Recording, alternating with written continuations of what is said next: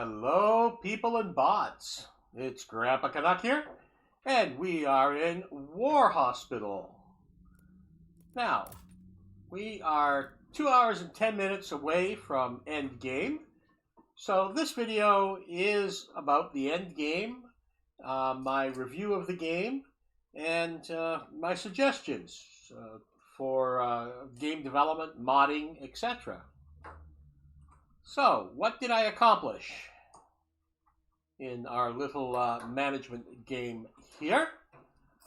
Well, I seem to solve the problem of resources. So, how'd that happen? First of all, a complete staff. I have all the staff that I can get, with the nurses, the engineers, and the medic teams. I think it's very important that as soon into the third chapter as you can, you get a full staff with complete teams that are absolutely full. Same thing with all of your doctors for your 3 wards. 5, 3, and 4. The game hits you with random patients coming in, and I think random timing of battles. So there's no one strategy for sure on how to get there and develop, other than in the middle of chapter 2 you are going to get a lot of chemical wounded because of the Spanish influenza. You can watch a separate video when I went through that on my playthrough. This end game is from my first playthrough, and not the one that I broadcast out to everybody. So this was my initial playthrough. So before I bought the game, I watched I skipped over a bit of another player's playthrough. I played through once, trying to keep at least a chapter ahead of what I was broadcasting as well. So the broadcast is my second playthrough. With that in mind, what did I achieve on the improvements? Well, all of the surgery ward, all of the chemical ward, all of the trauma ward, all but one, and I didn't implement the emergency measures here under the rehabilitation center. I found no need to send them back early. I think if you get desperate, that is something that you can use, but you'd have to be kind of desperate and behind the 8 ball to really make use of that. I did not put the bunk beds in the casualty clearing station. I never got that far behind. So by having adequate staffing, you don't need some of these upper end items. I enjoy micromanaging, and so I did not implement the shift system at all. So I didn't learn those 2 techs. I could have. I actually ended off with 27 staff points and 333 what is the in-game currency, the drafts that they put out. Housing, I completed it all, and as I said, I hired them all. Under production, I didn't go into the truck garage and get things off the scout map on my first playthrough at all, so I didn't carry through with those. That was just a personal choice. I have no words against that. I saw somebody else on a playthrough who did that quite well. By having enough engineers early, probably I led my engineers before my other staff groupings. I didn't need to go into the decreases construction time of improvements by 25%. Okay, and increase production speed by 25%. So I didn't get to those, and I didn't get to the decreases impact of half rations, the choices either. So I didn't get to those. Scouting, I did less. I did get the dog kennels. I did get the scout team expansion, and I did get the tent enhancement by one. So I could have done more here. I found in the third chapter that the scouting seemed less.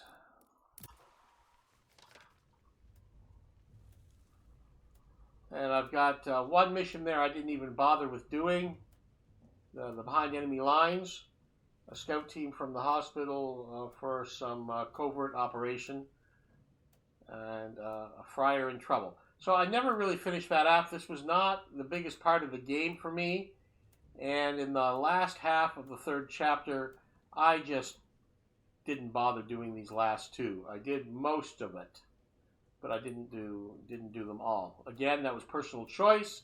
There's nothing wrong with these scout missions. They're all quite enjoyable. They're all different twists. They're all good stories.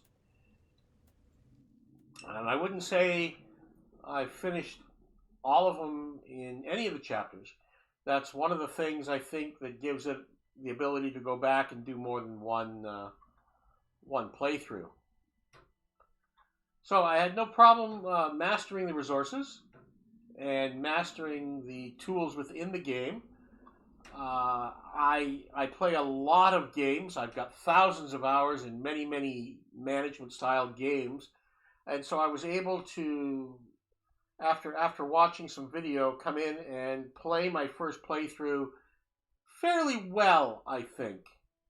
I do have 273 deceased overall.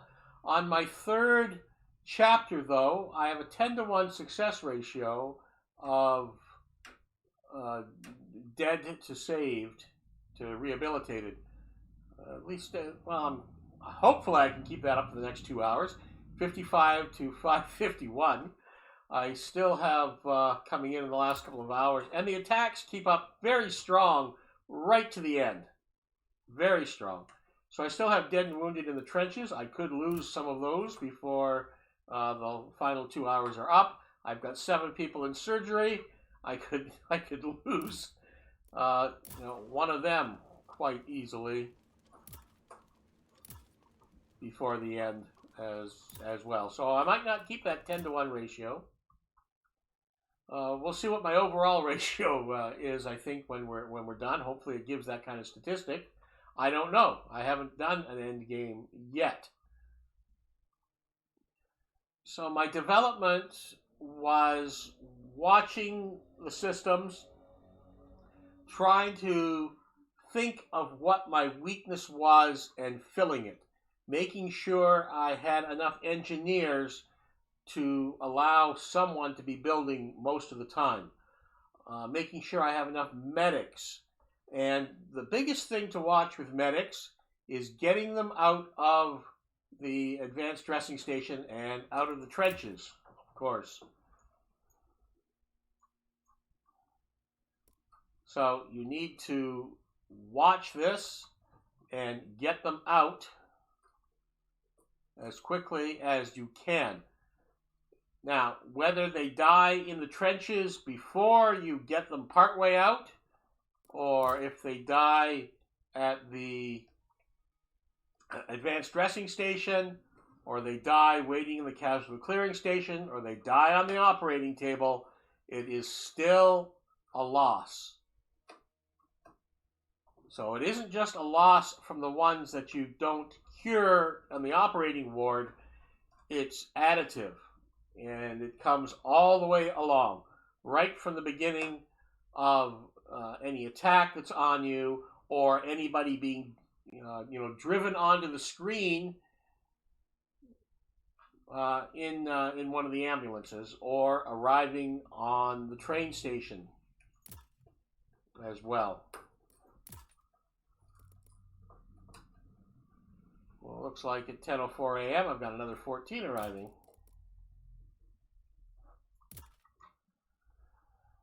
So you need to take care of that.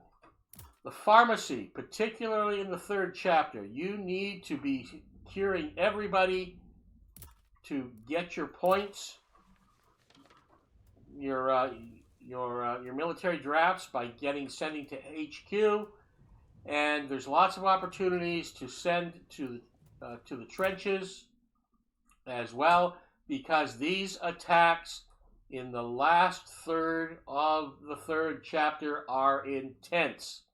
You have to keep on top of it. You have to be prepared. You have to be organized.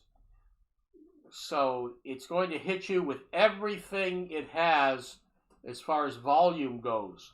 And you have to be able to adapt and shift around where and how you need to use your staff in the last half of the third chapter. So the whole game is a learning system to have it all in place in that last half, so you don't end up with a bad ratio here. Still, 273 dead. You can't save them all. Definitely not.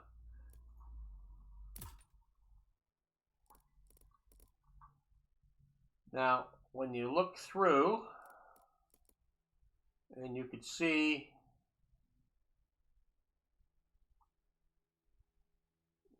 how many I've lost here, and I've only lost, as I said, 55 in the third chapter. So I lost 220 in the first two chapters, and a lot of those were in the first chapter. So until you get organized, you are going to have losses, and you have to do the triage and decide on what losses and making those decisions quickly, efficiently, because you need to keep your morale up. Keeping your morale up is very important. It keeps everybody working better. So the higher you keep the morale all along, the better. So it's better to make a choice in the CCS and put them in the deny box than have them die in the process. Before that time, you don't have a choice before they get to the CCS. And you will take a hit in morale for every loss, no matter where it happens. And you'll hear the ding, for whom the bell tolls, right? You will hear that ding, and that is a morale loss. Every time you hear that ding, your death counter goes up, and your morale goes down. And you can't let that morale get down to zero. It's game over. You failed. Okay? And it doesn't matter whether it happens in the trenches, at the advanced dressing station, on the way to the CCS, in the CCS, or in the operating ward. You will take a morale hit. And the only choice you have is in the CCS, in the triage. If you cannot make it, it's better to be upfront and make that decision. Okay? There's lots of opportunities to do good things when your doctors are trained that will increase your morale. You do not have to just release people from duty to increase your morale. You may wish to do that, and depending on your gameplay, you may need to do that. But if you have to do that, your management is off.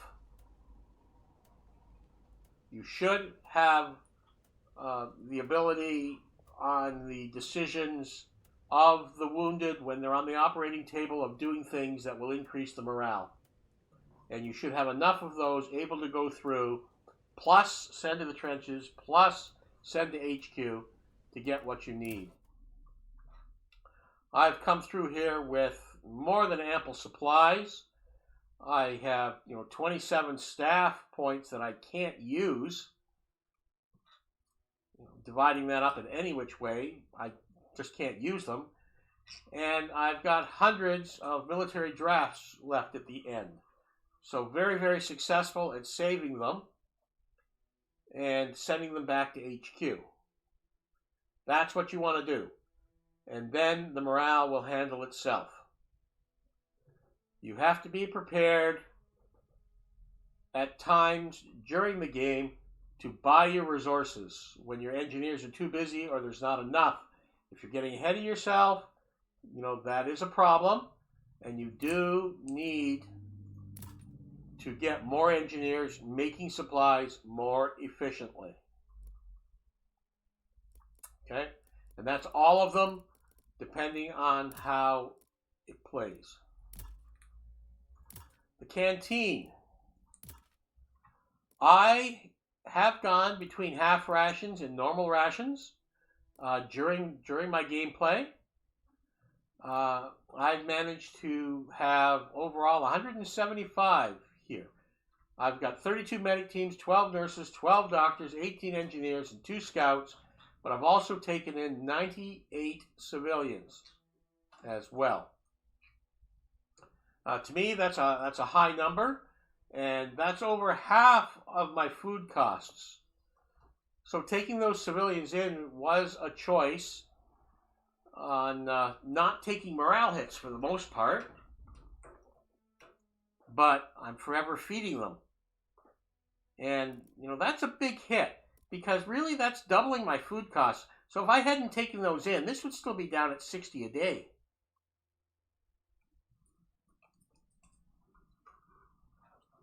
So that's very significant on taking the civilians. It seems to be a little choice, but the earlier in the game and the more you take in, the longer the food, and you need to be prepared for that. You can survive on minimal half rations, and don't be afraid to if you have to. The warehouse.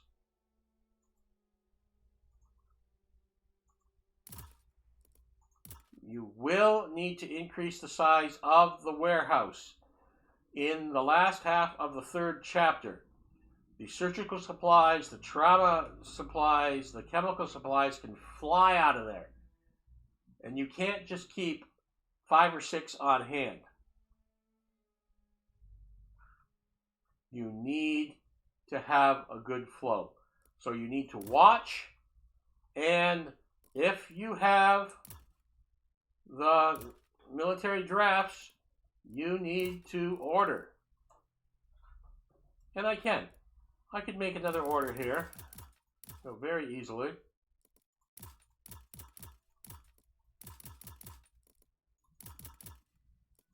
To restock. And that's only 50. I say only 50 because, after spending the 50, I've got 283 left. I had to make a couple of large orders during the 3rd chapter. And I spent in the 3rd chapter a couple of 100 points in military drafts on supplies. I could not keep up. I had to cure enough soldiers and send them to HQ to make the military drafts to get through. Now, fortunately, I managed to master the management system and come up with very, very high ratio. So the worse your ratio is, the harder that last half of the 3rd chapter is going to be. So you may think things are going really, really well through the 1st and 2nd chapter. It could fall apart if you are not prepared with the supplies or the staff in the 3rd chapter, particularly the last half of the 3rd chapter, the last third of it, because the enemy will keep up the attacks and they will be intense right up until the last few hours. As a matter of fact, here it is 2 hours before the end of the game, and I still have wounded in the trenches, let alone, at the advanced dressing station. They're still in the trenches. So it keeps it up to the last minute. This is historically correct.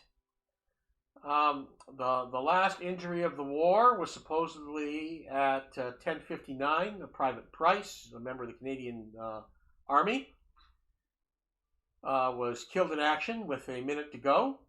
There was actually a local man here that lived in my hometown who was wounded and lost his leg like a minute before that at 10:58. He was probably, one of the last living casualties of the war. Incidentally, there's a good story. A year or so later, Curry came to review troops when he was on tour through the area, and the man turned his back on Curry, and Curry stopped, and he talked to the man to reason out why the man was upset. He was upset about that push on the last day and losing his leg for what? As it turned out, 2 minutes before the war ended, he lost his leg. What's the point? Right? So you can understand the man's frustration. Curry talked to him about it. It was a very public, open thing.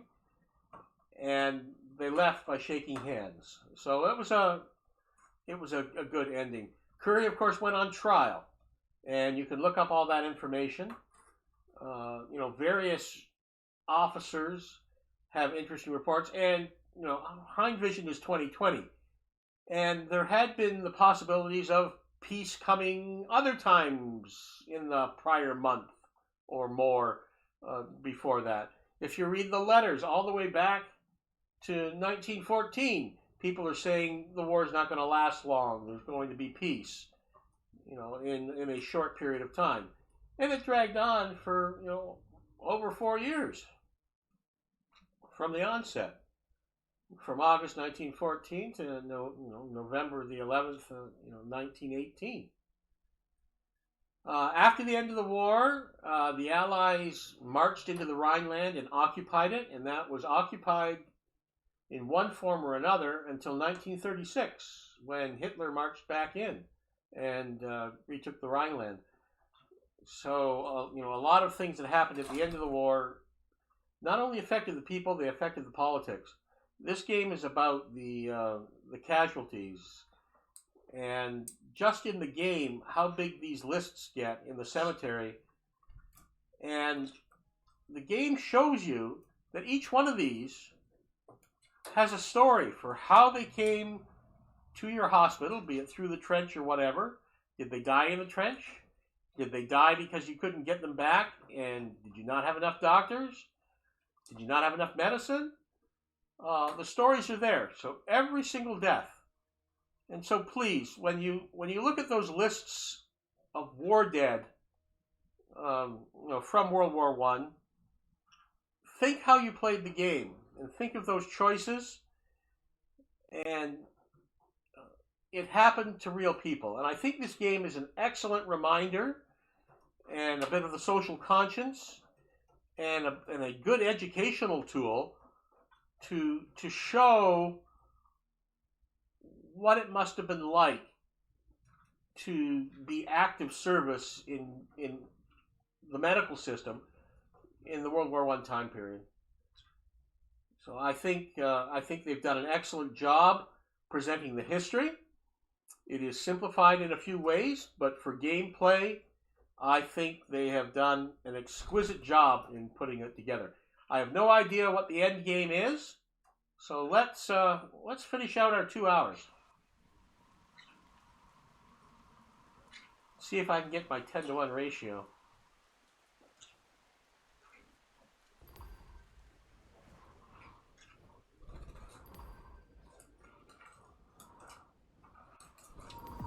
And they're still coming in.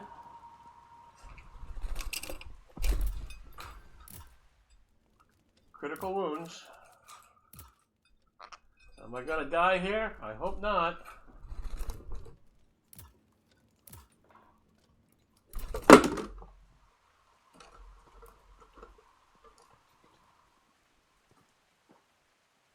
One hour until the truce. I still have dead coming in.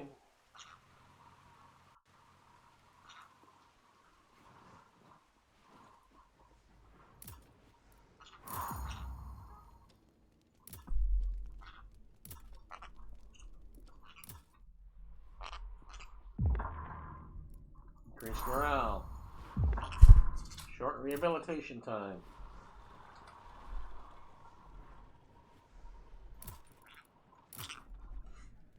You're stable.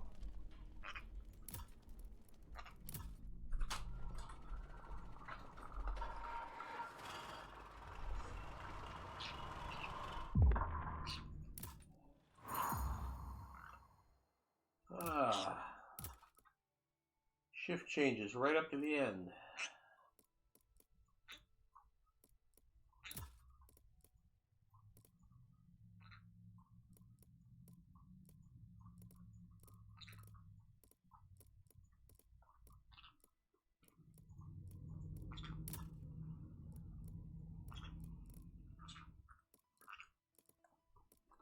If you hear clucking and chirping in the background, that's Bonnie and Clyde, my two pet birds. They are green-cheeked conures, and sometimes they like joining in the conversation. Right, Clyde? Clyde, are you a pretty bird today? You a pretty bird? You want to tell? Yeah, tell everybody you're a pretty bird. Go ahead. They'll listen to you. Yeah, see? You're a pretty bird. Very good, Clyde. Sir, dispatch from HQ. An armistice was signed at 5 o'clock this morning.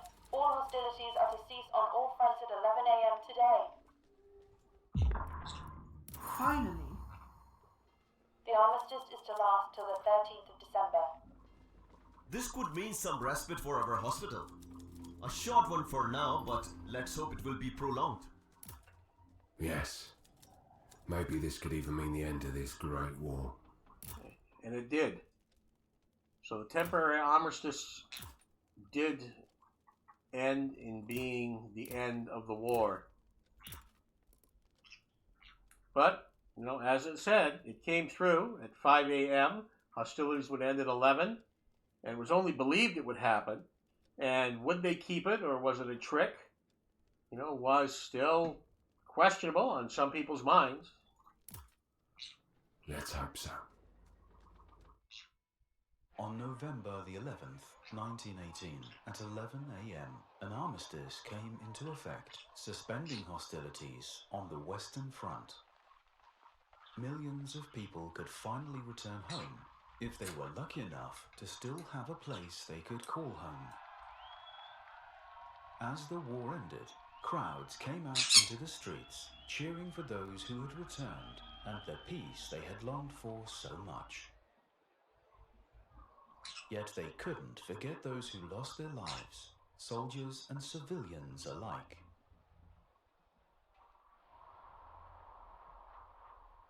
Over 20 million died in the conflict. We should never forget that war is not the answer. We live in a time where the task of everyone is to fight the enemy by all means possible. By not carrying out an order, you should be sentenced to expulsion from active service.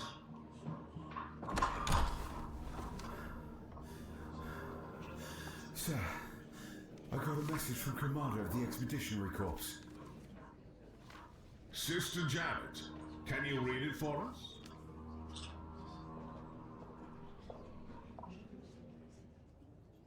In these dark years of fighting, we taste only defeat. The defeat is not understood as tactical or military loss, but fall of our humanity. I ask myself why. We think of ourselves as guardians of all that exists. We think that our military tradition and the wisdom of our generation give us the right to always choose the right path. But we were so wrong. I am asking this court for the acquittal of the accused Major Henry Wells, signed Douglas Haig, Commander of British Expeditionary Force. Acting as chairman of this court, after considering all factors, I acquit Major Henry Wells of all charges and return him to active service. I close the court hearing. Your Honour, I have learned in my service that the greatest threat to humanity is ourselves. For me, today's sitting is proof that one man cannot stop this machine of destruction and hopelessness. I would like to inform you that after today's judgment, I will formally resign from service in His Majesty's Armed Forces and find a place where man and his life are still the most important, because the war is and will always be lost, not just for one side or the other, but for entire generations on both.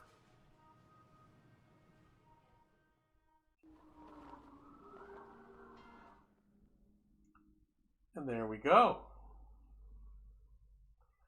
Yes, many people were put on trial, many of the senior officers, for their part of not doing properly. What can you do? What can't you do? And there we go. My final stats on the third chapter. I didn't make my 10% or my 10-to-1 ratio. Patients saved 563. Patient deaths 57. And I took 16 additional in. I do have a humanitarian efficient rating at the end of the game. Well, that's my final statistics on Chapter 3. The other thing I'd like to add is some suggestions for the game and comments. Overall, I found the game very enjoyable. I'm a retired military historian, and I found the level of accuracy in the game to be quite good and enjoyable and not done in a grotesque way. It's a very difficult subject matter to handle and is not for everyone. But the management systems are fairly straightforward to learn the game, and you can learn a lot of the feeling, I think, of what it was like. I've done a lot of research, I've read a lot of letters, I've done a lot of research on the time period, and I think they've given a good portrayal of that. The voice acting within the game, I think, is fairly well done. I think it's good that they've shown that the British Expeditionary Force was just not people from Britain. They have shown that there were people from other countries that were part of the British Expeditionary Force. And I think that is something that could be added to with a DLC. I think they could create a Canadian, an American, an Australian DLC. They could change a little bit of the voice acting throughout and keep the chapters virtually the same, but you could do it as a Canadian officer, as an American officer, as a French officer, as an Australian officer, and they could change up those voice acting roles to give you a different feel with a slight flavoring from a different. So that's a suggestion for one DLC. I particularly enjoyed the fact that they opened with a letter, and if you watch any of my series of gameplay, you'll see that I stopped every hour and I read an actual letter home from someone who was in the British Expeditionary Force. There is a lot of letters that survive from that time period, from doctors, nurses, orderlies, people who went through the hospital. And I think there could be a wonderful DLC adding that in. It could be written letters, it could be voice-acted letters. Having a DLC that adds nurses' letters home would be, nurses and doctors' letters home would be an incredible addition to the game. And it would be a DLC that would add great content to the game. You could have a DLC with patients' letters home, talking about what it was like, their experience of going through the medical system, talking about the friend who was in the bed beside them who didn't make it, talking about what the trip was like. And some of the letters that I've read and letters that I've seen in my career do tell about those things. And I think this is another way of respecting and honoring our ancestors who lived through this time period. The ending scene with the doctor being on trial, I think that could be rounded out a little bit more.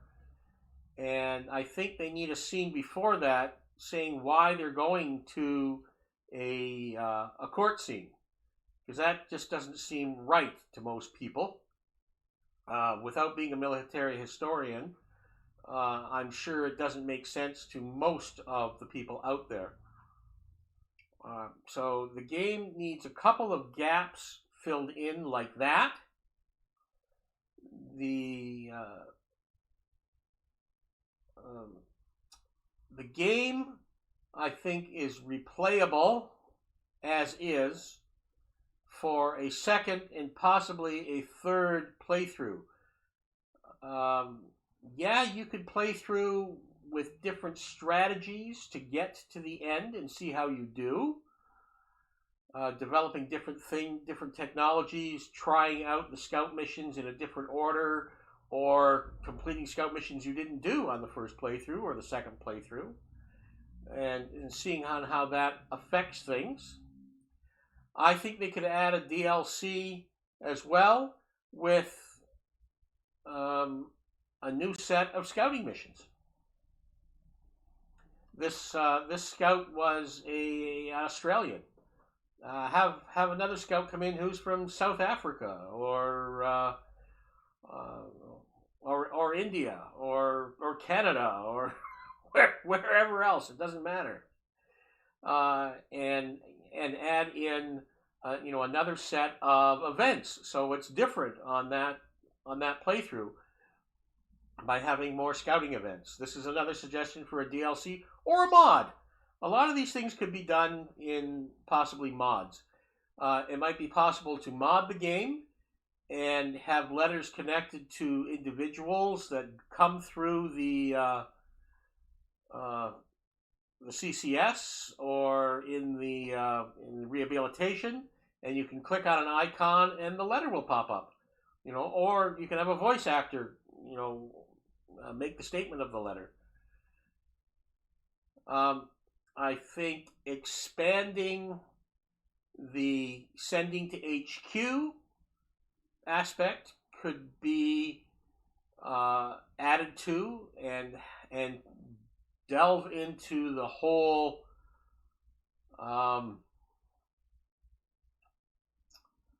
the whole aspect of the convalescent camps that were in France and England that soldiers quite often went to for several months, 2 or 3 months or 4 months or 6 months before they returned to the front.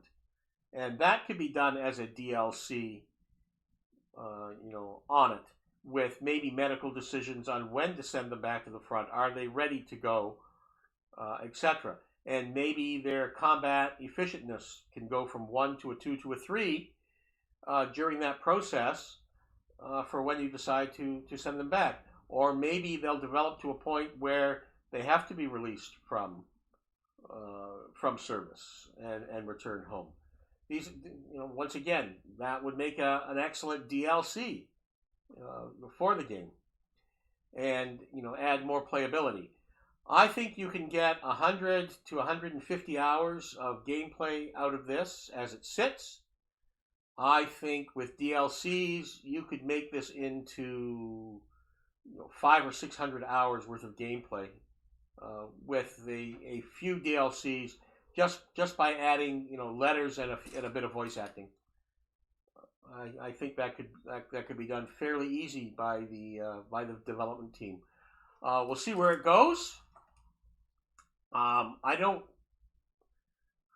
like the concept necessarily of a ranking system, but this is going to return me to the main menu.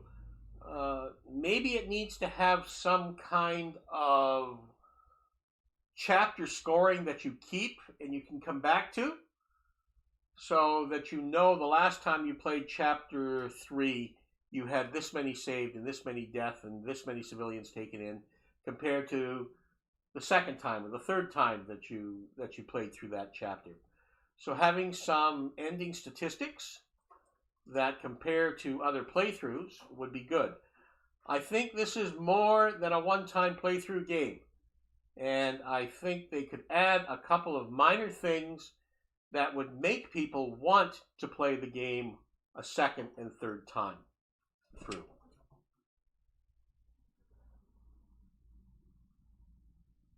Well, that's about it. Leave comments for me. This is been done on Twitch and is available over the next week. It will be on my YouTube channel after that. Please, if you can, support me there.